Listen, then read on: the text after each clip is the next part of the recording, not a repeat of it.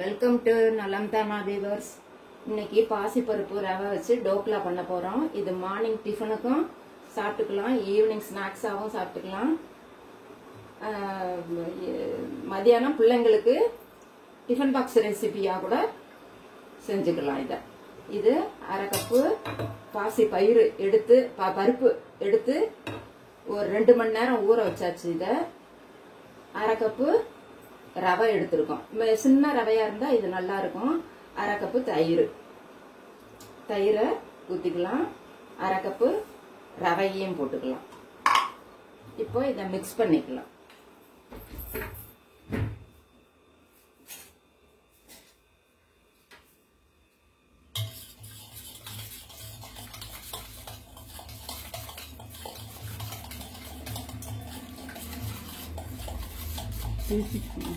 இது நல்லா மிக்ஸ் பண்ணியாச்சு. அரை கப்பு கொஞ்சம் புளிச்ச தயிர் தான் இது. இந்த மிக்ஸ் பண்ணி வச்சியாச்சு. இப்போ இந்த பருப்பை மிளகாய் 1 மட்டும் போட்டிருக்கேன். இந்த அளவுக்கு ஒரு மிளகாய், பச்சை மிளகாய் போட்டிருக்கேன். இதை தண்ணியை நல்லா வடிச்சிட்டு பருப்பை அதில் போட்டு அரைச்சு எடுத்துட்டு வந்து இதில் மிக்ஸ் பண்ணிக்கலாம். இப்போ அந்த பயிர் ஊறினதை ஒரு மிளகாய் போட்டிருக்கேன் அதில். இப்போ இத போட்டு நல்லா நைஸா, இதுல வேற ஒண்ணும் போட வேண்டாம். மிளகாய் இப்போ அவ்வளவுதான். இந்த மாவுல கலக்கையில உப்பு, பெருங்காயம், கொஞ்சம் இஞ்சி, எண்ணெய், ஒரு ஆப்ப சோடா, ஈனோ இருந்தா கூட போட்டுக்கலாம், ஆப்ப சோடா போட்டுக்கலாம். ரொம்ப இந்த சோடா ஐட்டம்லாம் சாப்பிடக்கூடாதுங்கிறதுக்காக நான் கொஞ்சமா ஆப்ப சோடா மட்டும் கலந்துக்கிறேன். அந்த பாசி பயிரை மிளகாய் கலந்து அரைச்சிக்கிட்டு வந்தாச்சு. இப்ப இதுல மிக்ஸ் பண்ணிக்க வேண்டியது.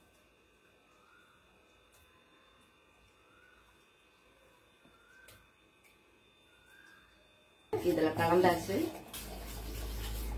இதையும் எல்லா பக்கமும் மிக்ஸ் பண்றாப்புல மிக்ஸ் பண்ணிக்கலாம். இதுல மஞ்சத்தூள் கொஞ்சம், இதுக்கு வேணுங்கிற உப்பு,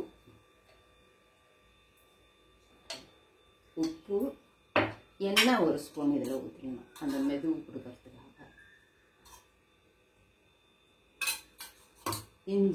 இஞ்சி மட்டும் இதுல துருவி போட்டுக்கலாம். பெருங்காயம் தாளிக்கிறப்பவும் கொஞ்சம் பெருங்காயம் போட்டுக்குவோம்.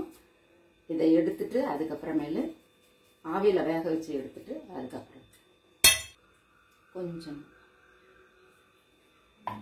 போட்டாங்க. ஆப்ப சோடா கொஞ்சமா ஆப்ப சோடா. இப்ப இதெல்லாம் சேர்ந்து நல்லா கலரணும். இதுல ஒரு டிராப் அந்த சோடா மேல ஒரு டிராப் தண்ணி. இப்ப ஈவனா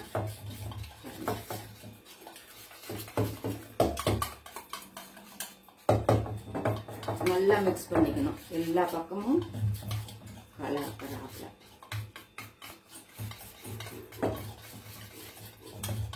அப்பதான் இது ஈக்குவலா தெரியும். உங்களால ஒரு பக்கம்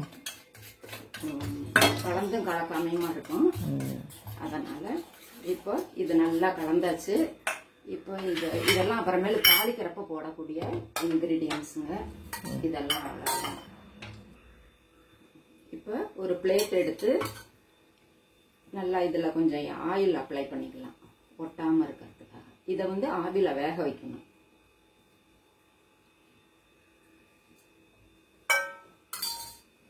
அப்ளை பண்ணியாச்சு. இத இந்த மிக்ஸ் பண்ண பாசிப்பருப்பும், அரைச்ச பாசிப்பருப்பும், ரவை, தயிர் கலந்ததை இப்ப இதுல ஊத்திக்கணும்.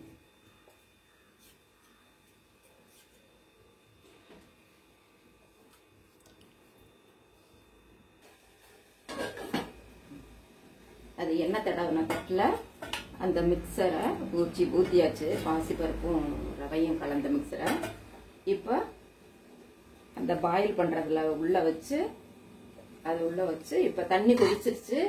இப்போ இதை தூக்கி வச்சிடலாம். இது ஒரு 10 நிமிஷத்துக்கு வேகணும். ஏன்னா பருப்பும் ரவையும் வேகணும். அதனால 10 நிமிஷம் வெந்ததுக்கு அப்புறமேல இதெல்லாம் போட்டு தாளிக்கலாம். 10-12 நிமிஷமே ஆயிடுச்சு. இதை திறந்து பார்த்துடலாம். திறந்து பார்த்து இப்படி கத்தியை இதை இப்படி விட்டு பார்த்தோம்னா ஒட்டாம வருது பாருங்க. இப்படி அமுக்கையிலேயே நல்லா வித்தியாசமா தெரியுது, நல்லா சாஃப்டா இருக்குது. ஆஃப் பண்ணிடலாம். இப்போ அது வந்து எடுத்து வச்சாச்சு. இப்போ இதை கட் பண்ணியாச்சு பாருங்க. கியூப் கியூபா நல்லா தனித்தனியா கட் பண்ணி எடுத்து வச்சுக்கிட்டாச்சு. இப்ப அடுப்புல வடை சட்டி வச்சு எண்ணெய் ஊத்தியாச்சு. இதுல கொஞ்சம் கடுகு ஜீரகம் கொஞ்சம் போட்டாச்சு. வெடிச்சதுக்கு அப்புறம் வெங்காயத்தூள் போட்டு கருவேப்பிலை, வெங்காயம், தக்காளி இதெல்லாம் போட வேண்டியது.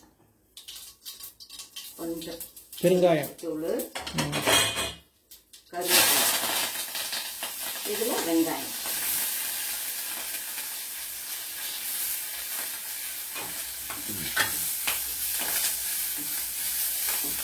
வெங்காயம் கொஞ்சம் வதங்கினதுக்கு அப்புறம் தக்காளியும் அதுல போட்டுருங்க. தக்காளி போட்டு சும்மா ஒரு நிமிஷம் ஆனோம்னா அந்த கியூப்ஸ் டோக்லாவையும் இதுல போட்டு கிளறி நமக்கு பிடிச்சதுன்னா தேங்காய் பூ கூட வேணுமா துருவி போட்டுக்கலாம். கொத்தமல்லி தலை போடுவோம், அவங்க டேஸ்ட். இது ஆஃப் பாயிலா இருந்தாதான் வேற சாப்பிட நல்லா இருக்கும், அப்படியே கிரன்ச்சியா இருக்கும்.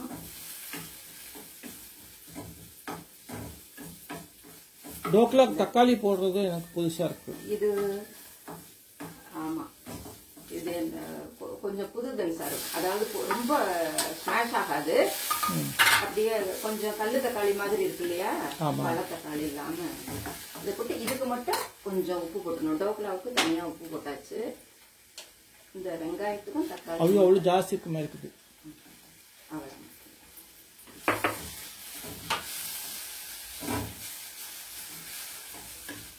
கடையில் இருக்கிற டோக்லாக்கு கொத்தமல்லி இதெல்லாம் தலையெல்லாம் பார்த்துருக்கோம். ஆனால் வெங்காயமும் தக்காளியும் போட்டு பார்த்துருக்கோம். டோக்லா டைப்பும் இது ஒரு புது விதமான வித்தியாசமான செய்யறது. டிஃபனுக்கும் செஞ்சுக்கலாம், பிள்ளைங்களுக்கு லஞ்ச் பாக்ஸுக்கு கூட இது மாதிரி கொடுத்துட்டோம்னா ஹெல்த்தியானது. ரவையும் பாசி பருப்பும் தானே கலந்துருக்கு. ஆமா, அதனால இத வந்து இன்னொன்னு சொல்ல மறந்துட்டேன். தயிர்ல கொஞ்சம் சர்க்கரை, உப்பு போட்டு கொஞ்சமா மிளகாய் பொடி போட்டு அதுல இத தொட்டுக்கிட்டு சாப்பிடலாம். அப்படி இது நார்த் இந்தியன் ஸ்டைல். இது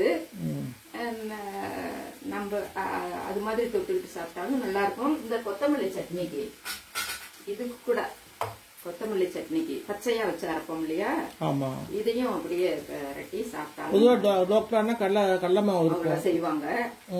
இது பாசி பருப்பு ரவாங்கிறது புதுசு. நம்ம தக்காளி வெங்காயமும் புதுசு. எல்லா பக்கமும் கோட்டிங் ஆனவங்க ஆஃப் பண்ணிடுறாங்க. ரொம்ப கிண்டக்கூடாது. அதுக்காக தான் அந்த மரக்கண்டி எடுத்துருக்கேன்.